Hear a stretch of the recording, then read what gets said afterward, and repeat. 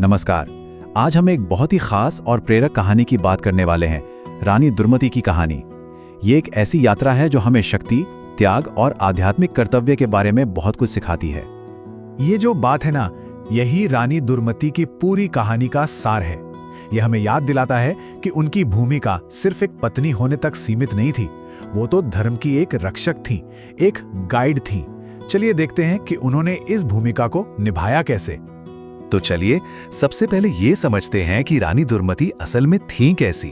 उनकी बड़ी परीक्षाओं के शुरू होने से भी बहुत पहले उनका मूल स्वभाव कैसा था। अब देखिए, वो एक राजमहल के ऐशो आराम में रहती थी, लेकिन उनकी आत्मा वो सादगी और आध्यात्मिक मूल्यों से जुड़ी हुई थी। उनका स्वभाव एकदम शांत, करुणा से भरा हुआ था और उनका झुकाव हमेशा धर्म की तरफ ही रहा। और ये बात उनके अपने शब्दों से साफ पता चलती है जब वो अपने पति राजकुमार सुपार्श्वनाथ के बारे में कहती थी। वो उन्हें राजकुमार से ज्यादा एक धर्मराज के रूप में देखती थी। मतलब उनके लिए पद से कहीं ज्यादा उनका आध्यात्मिक स्वभाव मायने रखता था। अब आते हैं कहानी के उस मोड़ पर, उस एक पल पर जिसने उनके पूरे जीवन और उनकी विरासत को एक नई दिशा दे दी।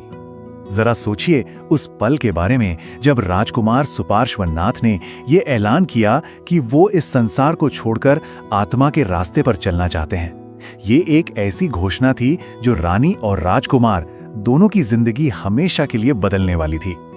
और इस एक घोषणा ने रानी दुर्मति को एक बहुत बड़े, बहुत गहरे सवाल के सामने खड़ा कर दिया कि जब पति मोक्ष का रास्ता चुन ले तो एक पत्नी का धर्म क्या होता है।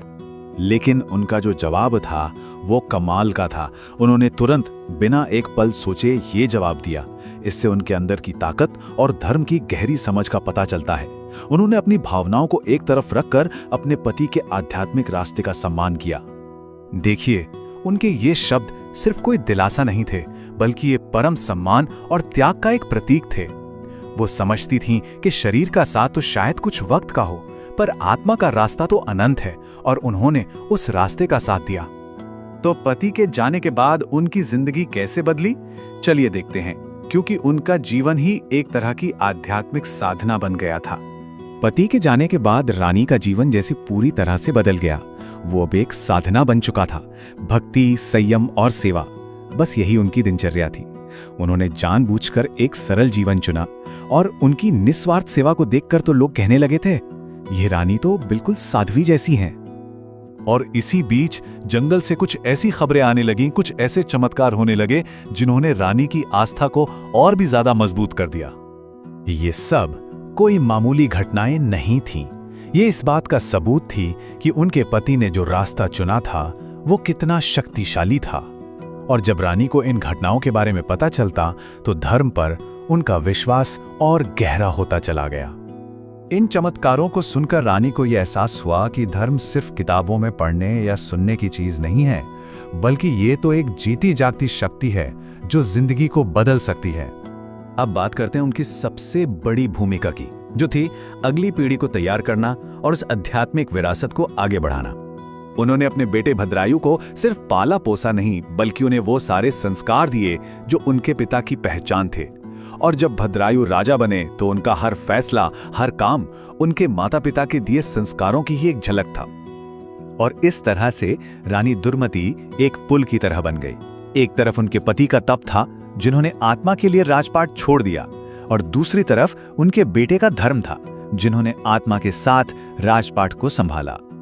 तो सोचिए, उनकी नजर में सबसे बड़ी कामयाबी क्या थी? उनके ही शब्दों में यह साफ है, उनके लिए सफलता किसी व्यक्तिगत सुख में नहीं, बल्कि इस बात में थी कि धर्म की ये धारा आगे बहती रहे। और आखिर में कहानी रानी दुर्मति की अपनी आध्यात्मिक मंजिल की तरफ बढ़ती है। वक्त के साथ जैसे जैसे उनका ज्ञान और मन की शांति बढ़ी, उनका मन भी धीरे धीरे दुनिया से हटने लगा। ये कोई अचानक लिया गया फैसला नहीं था, बल्कि एक स्वाभाविक पड़ाव था। उनका ये कहना कि धर्म निकट आने पर मन स्वयं शांत हो जाता है, ये दिखाता है कि वो मन की किस अवस्था तक पहुंच चुकी थीं। ये उनकी पूरी यात्रा का एक बहुत ही खूबसूरत सार है। और बस इस तरह उनके जीवन का जो चक्र था वो पूरा हुआ। त्याग और भक्ति से शुरू हुई उनकी कहानी एक शांत और संतुष्ट अंत पर आकर पूरी हुई। तो रानी दुर्मति की ये कहानी हमें एक बहुत गहरे सवाल पर सोचने को मजबूर करती है। धर्म का रक्षक और मार्गदर्शक होने का असली मतलब क्या है? ये सिर्फ किसी का साथ देना नहीं, बल्कि आध्यात्मिक साझेदारी का एक बहुत गहरा कर्तव्य है। जय जिनेंद्र।